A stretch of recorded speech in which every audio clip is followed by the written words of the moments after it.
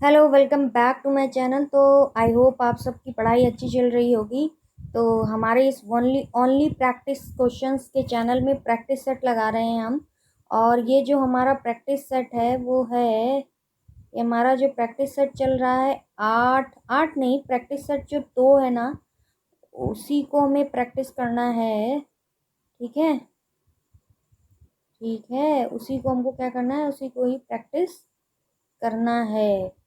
ठीक है, तो चलिए आइए आते हैं इस क्वेश्चन में। और ये प्रैक्टिस सेट जो है 125 क्वेश्चंस का प्रैक्टिस सेट है, उसी को सॉल्व करते हैं। ठीक है, तो इससे क्या होगी, हमारे क्वेश्चंस की जो प्रैक्टिस होगी वो चलती रहेगी। ठीक है, तो चलिए चैनल को देखते रहिए और सब्सक्राइब भी करिए ताकि प्रैक्टिस क्वेश्चंस आपको मिलते रहें। ठीक है, चलिए आइए क्वेश्चंस पढ़ते हैं। We are all short sighted and very often see but one side matter.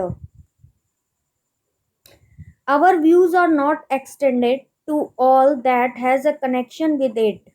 ठीक है, we are all short sighted, हम सब जो होते हैं बहुत शॉर्ट साइटेड होते हैं, क्योंकि और वेरी ऑफन सी, हम बहुत कम देखते हैं, बहुत ही मतलब ऑफन होता है प्राय, बहुत ही कम ऐसा देखते हैं वन साइडर मैटर। लेकिन हम क्या देखते हैं, बहुत ही कम वन साइडर मैटर को देखते हैं। Our views are not extended, हमारे व्यूज क्या होते हैं, एक्सटेंड नहीं होते हैं, बढ़ते नहीं है। हमारे व्यूज क्या होते हैं, एक्सटेंड नहीं होते हैं। ठीक है, एक्सटेंडेड टू ऑल, सब में एक्सटेंड नहीं होते हैं। That has a connection with it, जिससे हमें कनेक्शन उन व्यूज के साथ बन पाए। From this defect I think no man is free, इस डिफेक्ट से क्या होता है कि हम ये सोचते हैं कि कोई आदमी फ्री नहीं है। We see but in part, but हम इस चीज के पार्ट, वी सी हम देखते हैं, बट इन अ पार्ट, कि ये पार्ट में है। एंड वी नो, मतलब ये पार्ट में किसके हैं, लाइफ के पार्ट में है। क्या चीज, ये कुछ शॉर्ट साइटेड जो व्यूज होते हैं वो पार्ट में है। And we know but we know and we know, हम जानते हैं, but in a part, and therefore, इसलिए it is no wonder we conclude not right from our partial view, इसीलिए हम क्या करते हैं, हम कंक्लूड करते हैं not right from our partial view, अपने सही व्यू जो है, पार्शियल व्यू जो है वो कंक्लूड करते हैं। ओवरऑल ये कहना चाह रहा है। This might instruct the produced steamer of his on parts, this might instruct the produced steamer of his own parts how useful it is to talk and consult with others, कितना useful होता है बात करना, consult करना दूसरों से। Even such as come short of him in capacity, quickness and penetration, for since one see all and we generally have different prospects of the same thing, और generally हम देखते हैं कि डिफरेंट प्रोस्पेक्ट होते हैं किसी एक चीज़ को लेकर के। लोगों, जितने लोगों से आप पूछेंगे किसी एक चीज़ के बारे में, तो उनके सबके डिफरेंट प्रोस्पेक्ट्स होंगे, डिफरेंट दृष्टिकोण होंगे। ठीक है, according to our different age I may say, जैसा कि मैं कहना चाहता हूँ, position to it is not incongruous to think, not beneath any man to try, हम उससे नीचे आकर ट्राई नहीं करते हैं। Whether another man may not have notion of things, चाहे किसी दूसरे आदमी को नहीं है नोशंस, उन चीज़ों के प्रति नोशन नहीं है कोई भी। नोशंस मीन्स क्या होता है, नोशन मीन्स होता है, आई थिंक कि नोशन मीन्स होता है शोरगुल, या बोलते हैं कोलाहल टाइप जो चीज़ होती है ना, उसको बोलते हैं नोशन। बट फिर भी एक बार कंफर्म कर लेते हैं कि what is the means of notions. ठीक है, नोशन मतलब होता है धारणा या काल्पनिक, नोशनल मतलब काल्पनिक, शोरगुल नहीं होता है। नोशन मीन्स होता है, नोशन मीन्स होता है धारणा, इच्छा या मर्जी, धारणा, इच्छा या मर्जी। तो weather another man may not have notion, मतलब दूसरे आदमी के पास कोई धारणा नहीं है, विचार नहीं है, कोई इच्छा नहीं है, ऑफ थिंग्स, चीज़ों के प्रति, विच हैव एक्सेप्ट, मतलब एस्केप्ड हिम, वो इन चीज़ों से क्या होता है, भाग जाता है। एंड विच इज़ रीजन, इसका ये रीज़न है, would make use of if they came into his mind, वो इन चीज़ों से, जो कि उसके रीज़न क्या होते हैं, हमको यूजफुल बनाएंगे। दे केम इनटू हिज माइंड, जब वो माइंड में आएंगे। तो चलिए क्वेश्चन क्या कह रहा है, since no one is perfect and whole sighted so it of no use taking suggestion from other such people to reach a conclusion. No one is perfect and whole sighted, so it's of no use taking suggestion।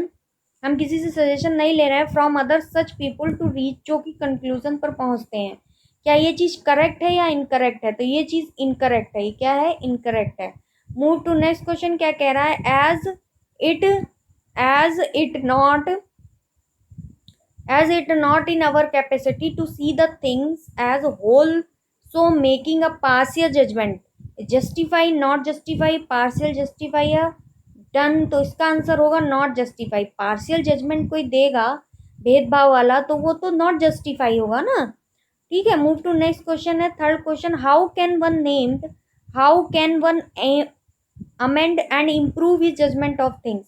It's possible है, हम कैसे amend कर सकते हैं, improve कर सकते हैं चीज़ों के प्रति जो जजमेंट है उसको, by consulting other imperfect people, by avoiding it and by forcing one's judgement.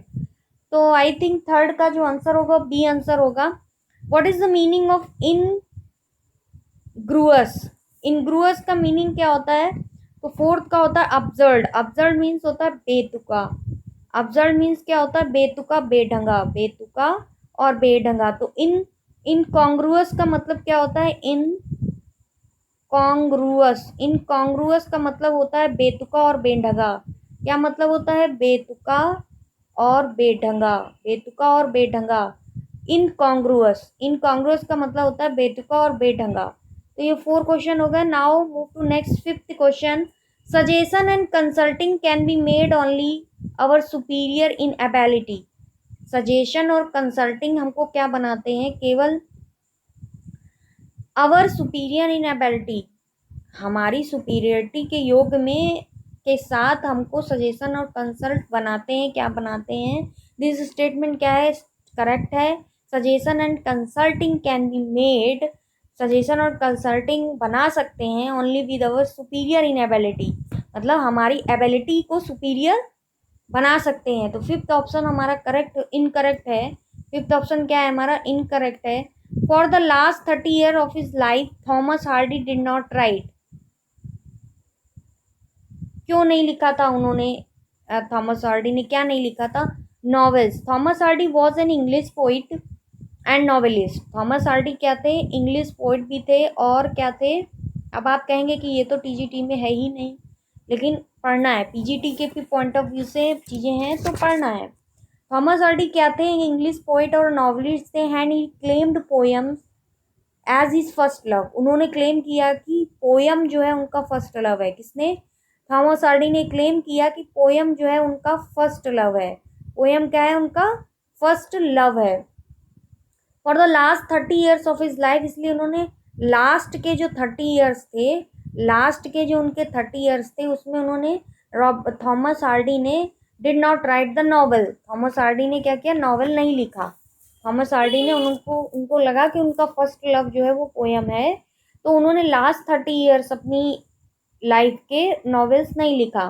तो नॉवेल्स नहीं लिखा। Robert Browning poetry is optimistic, pessimistic, melioristic, neither optimistic and nor pessimistic. तो सेवेंथ का आई थिंक आंसर हो जाएगा A, optimistic. तो Robert Browning की जो पोएट्री थी ऑप्टिमिस्टिक थी। आज हमने एक लेक्चर लिया लिटरेरी टर्म का, उसमें हमने बताया है कि रॉबर्ट ब्राउनिंग को परफेक्टेड कहा जाता था। किस चीज़ के लिए? एक टर्म है जिसके लिए इनको परफेक्टेड कहा जाता था और वो टर्म है ड्रामेटिक मोनोलॉग।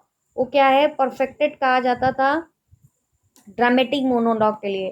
किसके लिए कहा जाता था? ड्रामेटिक मोनोलॉग के लिए। ये हमने टर्म पढ़ा था, लेक्चर पढ़ा हुआ है, उसको देखिएगा। उसमें हमने पढ़ा था कि ड्रामेटिक मोनोलॉग के लिए परफेक्टेड रॉबर्ट ब्राउनिंग को कहा जाता था। बट अगर ये कहा जाए कि क्या ये टर्म इन्होंने ईजाद किया था, ऑप्शन में आ जाए नहीं। दैट टर्म यानी dramatic monologue term originated by Tennyson. किसने ये टर्म ईजाद किया था? टेनीशन ने। ठीक है, कौन सा टर्म? Dramatic monologue. ठीक है, चलिए। Robert Browning poetry is optimistic. Milton was an Elizabethan poet, belated Elizabethan, Jacobean and classical. आज हमने एक टर्म और पढ़ा था क्लासिकल पोइट, और क्लासिकल पोइट का हमने पढ़ा था कि ये 18th सेंचुरी में क्या हुई थी, ज़्यादा पॉपुलर हुई थी इन यूरोप। 18th सेंचुरी में इन यूरोप में ज़्यादा पॉपुलर हुई थी। और ये किस पर बेस्ड थी, ये art, this is classicism is based on art and literature that is elegant and simple and related to ancient Greece and Roman times. तो इसीलिए इसको क्लासिकल कहा जाता था, क्लासिज्म कहा जाता था। जैकोबियन एज का जो हमारा पीरियड था, वो पीरियड क्या था, कैरोलिन एज के जैकोबियन, फिर आफ्टर एलिजाबेथन एज 1603 टू 1625 जो था जैकोबियन एज था, जिसमें जेम्स फर्स्ट जो है वो क्या थे, वो थे राजा थे इंग्लैंड के 1602। फिर इसके बाद कैरोलियन पीरियड जिसमें चार्ल्स फर्स्ट राजा बन गए थे 1625 टू 1640। ठीक है, तो ये इसका बिलेटेड एलिजाबेथन जो हो जाएगा, आंसर हो जाएगा, क्योंकि मिल्टन का जो जन्म हुआ था 1608 आई थिंक 9 दिसंबर 1608 टू 8 अक्टूबर आई थिंक 8 अक्टूबर 1674 था इनका डेट ऑफ बर्थ। तो उसमें ये पीरियड जो है बिलेटेड एलिजाबेथन कहा जाता है। चलिए नेक्स्ट 9 क्वेश्चन में आते हैं। W H Auden belongs to present century, 19th century, 18 या 20th सेंचुरी? तो आई थिंक इसका आंसर होना चाहिए D 20th century. And alexandrine is a verse line. I have already told you कि before Marlowe and Shakespeare alexandrine used very popular, मतलब use होता था, और it is very popular term before Shakespeare and Marlowe. और उसमें कितने syllables होते थे, 12 सिलेबल्स होते थे। कितने सिलेबल्स होते थे, 12 सिलेबल्स होते हैं। और ये भी बताया था इस सिलेबल्स क्या होता है, यूनिट ऑफ साउंड होता है। किसी भी वर्ड का यूनिट ऑफ साउंड क्या होता है, सिलेबल्स। ठीक है, तो an iambic hexameter, iambic pentameter, iambic tetrameter, trochaic hexameter. Alexandrine क्या होता था, एम्बिक।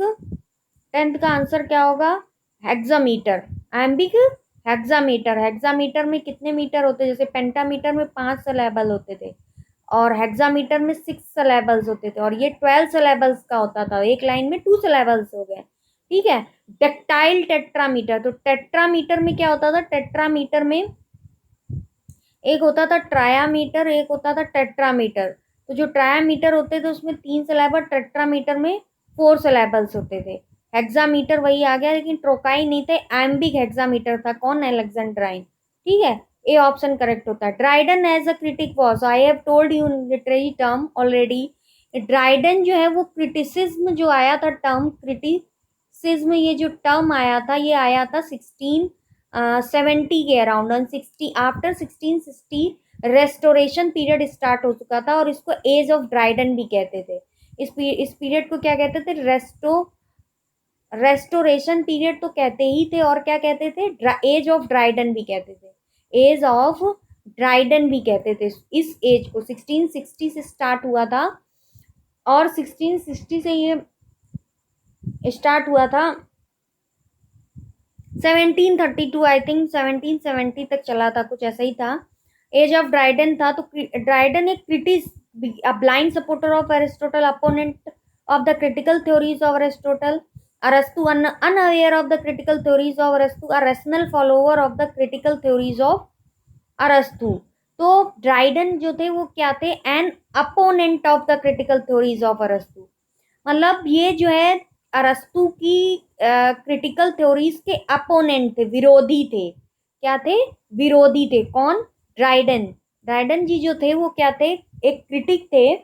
और रेस्टोरेशन पीरियड से 1670 से स्टार्ट हुई थी ये क्रिटिसिज्म टर्म जो था, यानी कि 17th सेंचुरी से स्टार्ट हुआ था ये क्रिटिसिज्म टर्म। ठीक है, ठीक है। और ये अपोनेंट थे, ड्राइडन क्या थे, अरस्तु की थ्योरी के, अरस्तु की क्रिटिक थ्योरी के अपोनेंट थे। ठीक है, अब आता है next 12 question, the alchemist is. अब अल्केमिस्ट क्या है, 12 क्वेश्चन हमारा कह रहा है alchemist is a comedies of Ben Jonson.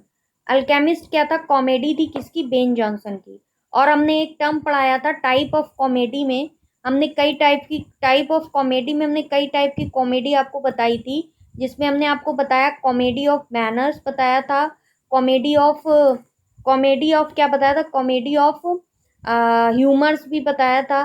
तो जो कॉमेडी ऑफ मैनर्स बताया था उसमें हमने आपको बताया था कॉमेडी ऑफ ह्यूमर्स में बेन जॉनसन से जो रिलेट करता है ये टर्म इनके द्वारा ही रिलेट था, जिसमें हमने 4 तरीके के ह्यूमर्स बताए थे। और वो कौन से थे, एक पहलगम था एक, और एक कोलर था जिसको ओह कोलर था जिसको हम लोग क्या बोलते हैं, जिसको हम येलो बाइल बोलते हैं। एक मेलनकोली और जिसको हम ब्लैक बाइल बोलते थे, और एक ब्लड था। ठीक है, ये 4 तरीके के ह्यूमर्स थे जो कि बेन जॉनसन ने बनाए थे। और ये comedy of manner, comedy of humour, satire comedy और romantic comedy, this is a type of comedy. ये सारे कितने आए, क्या थे, टाइप ऑफ कॉमेडी। तो ये जो अल्केमिस्ट थी ये बेन जॉनसन की एक कॉमेडी थी। क्या थी, बेन जॉनसन की एक कॉमेडी थी। चलिए मूव टू नेक्स्ट क्वेश्चन। हम 13 क्वेश्चन में आते हैं। 13 क्वेश्चन कह रहा है of which poem is following line apart, which poem of which poem is the following line apart, for them no more the blazing heart shall burn, for them उनके लिए no more the blazing heart shall burn। तो 13 question का answer हो जाएगा लेसिडस। और लेसिडस जो है वो हमारा किसका लिखा हुआ है, जॉन मिल्टन का। और जॉन मिल्टन ने कब लिखा था, 1637 में। और जॉन मिल्टन का जो हॉटन पीरियड कहा जाता है वो कौन सा पीरियड कहा जाता है, कमेंट बॉक्स में बताइए। हॉटन पीरियड जो है वो जॉन मिल्टन का कितने साल का था, ये बताइए। चलिए हम ही बता देते हैं, 1632 से 1637 जो है 6 ईयर्स का इनका हॉटन पीरियड था।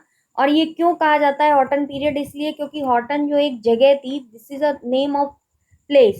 ये क्या है, this is a name of place, ये एक प्लेस का नाम है हॉटन, जो कि कहाँ पर था, इंग्लैंड में, बकिंगमशायर के पास में। तो लेसिडस क्या है, एक एलेगी है।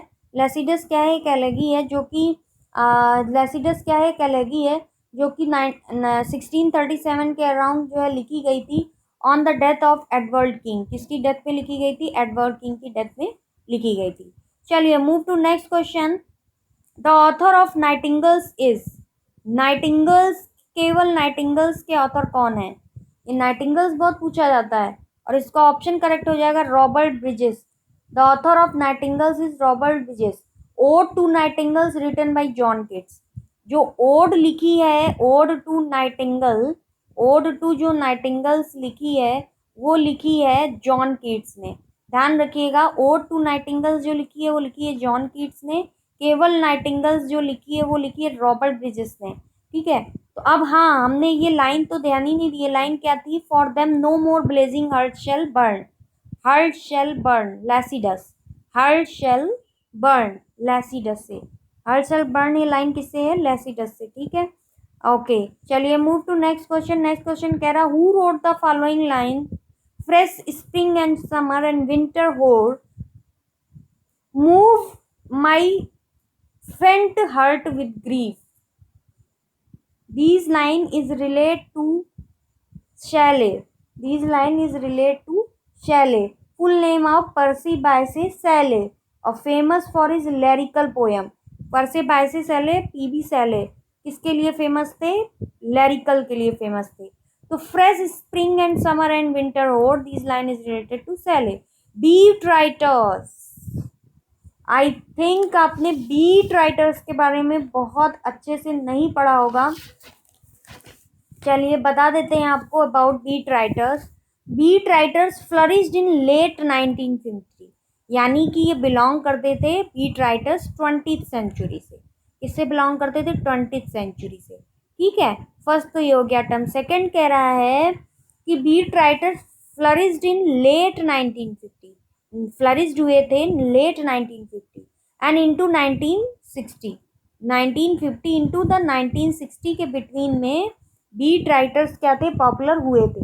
ठीक है, फिर हमारा आ रहा है the 3 major beat written were Allen Ginsberg, और बीट राइटर्स में अ ग्रुप ऑफ राइटर्स मतलब क्या होता था, कुछ पीपल मिल जाते, जैसे हमने एक टर्म पढ़ाया था cockney, cockney school, cockney school, and that term related to 19th century, that term related to 19th century। और इसमें जो राइटर्स थे वो थे हजलीत, ली हंट और कीट्स। ये तीन राइटर्स थे, वो रिलेटेड थे किससे, कॉकनी स्कूल से। A group of writers make make a make a term, make a literary term, or that term is related to literature, or which we do something special, ठीक है। Okay, तो क्या होता था, वो कुछ अलग ही स्पेशल करते थे और बना देते थे एक टर्म टाइप का। तो हमने पढ़ा ये लेट 1950 टू 1560 में, 1960 में स्टार्ट हुआ, ठीक है। अब इसमें कौन कौन से राइटर्स थे, तो इसमें राइटर्स थे Allen Allen Ginsberg. Allen Ginsberg जो है बीट राइटर से रिलेटेड है। और दूसरे थे विलियम एस बोरो, दूसरे थे William William S borrow and Jack कॉरो। कौन रिलेटेड था, जैक कैरोक रिलेटेड थे। ये three, the three were friends beginning इन 1943। इन्होंने 1943 में स्टार्ट की थी। Elon Ginsburg, S borrow and कोडियो, Jack कोडियो। Elon Ginsberg, Allen Ginsburg, William S borrow and Jack कोडियो। ये question आ सकता है, चार ऑप्शन दिए होंगे, पूछा जाएगा who does not belong to beat writers, तो बताना पड़ेगा। एंड लेट 1952 1960 स्टार्ट हुआ, और इन तीन राइटर्स ने जो अपना वर्क स्टार्ट किया था 1943 के अराउंड किया था। तो ये बीट राइटर्स थे। Wrote in the 1950, right, first option correct होता, रोट इन द 1950, ठीक है। आई होप ये समझ में आ गया होगा। इन्होंने कब क्या लिखा था, इन्होंने लिखा था रोट इन द 1950। कब लिखा था इन्होंने, 1950 में इन्होंने ये लिखा हुआ था, ठीक है। चलिए अच्छा, आप आगे बढ़ते हैं।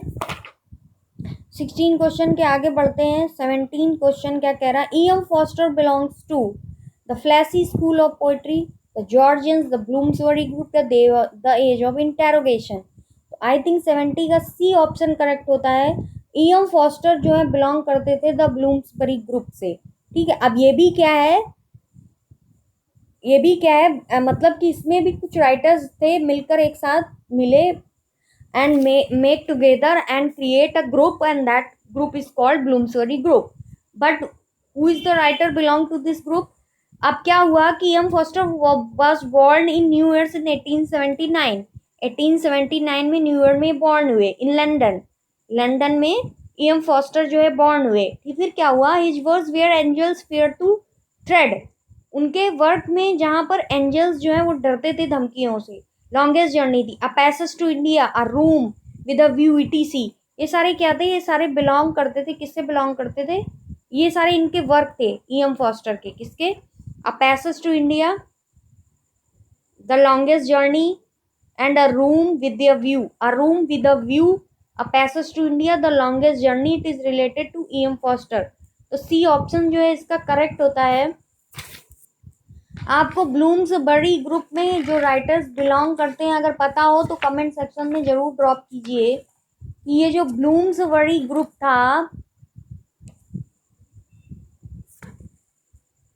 ये जो ब्लूम्सबरी ग्रुप था इसमें कौन कौन से जो राइटर थे वो बिलोंग करते थे किससे, किसमें, कौन से ग्रुप में, ब्लूम्सबरी ग्रुप में, ठीक है। चलिए आगे बढ़ते हैं, नेक्स्ट क्वेश्चन अपना देखते हैं। हमको अगर मिला तो हम आपको डिस्कस करेंगे, ये जो टर्म है ये डिस्कस करेंगे, ओके।